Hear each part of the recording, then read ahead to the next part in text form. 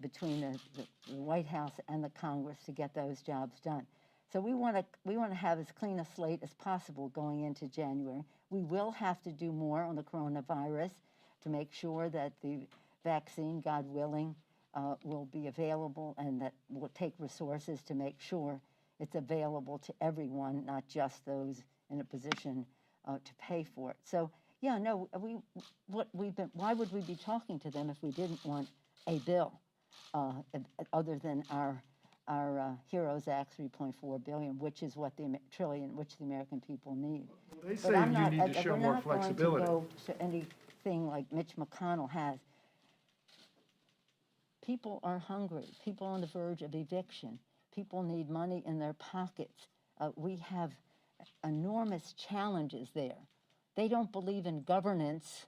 They don't like the public role in helping people, and they don't believe in science. So they ignore the recommendations of science for masking, for testing, tracing, treatment, separation, ventilation, sanitation. We are in a terrible place, and it was a decision. It was a decision made by this President of the United States. So we have to have enough money to address that, and we still haven't gotten the yes from the White House on that subject.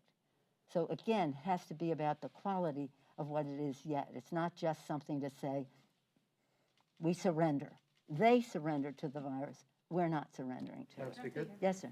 How do you think about the increase in corporate taxes, given the state of the economy in a first couple months of the Biden, if there is a Biden presidency in the first couple months? Well, why don't we wait until we win the election, we have our transition, and the President of the United States puts forth his agenda.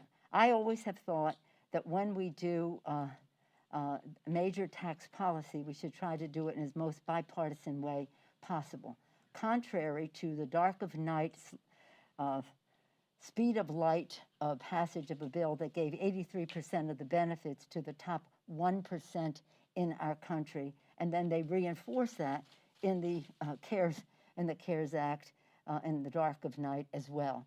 So it's not a question of having that discussion here. I think there's quite an agreement that we should have brought down the corporate rate, but we should not have given away the store at the expense of America's working families.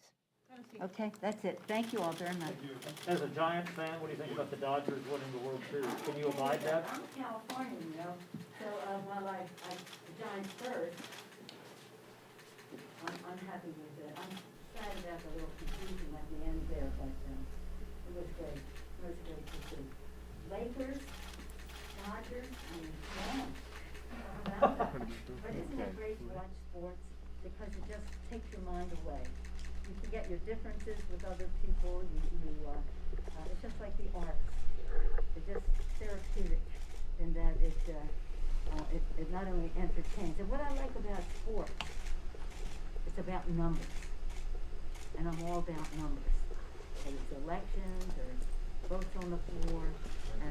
But sadly, the numbers in this case, because this president's failure, are so staggering and sad, and they compel us, it is imperative that we act on a different path than where the president has taken for the children.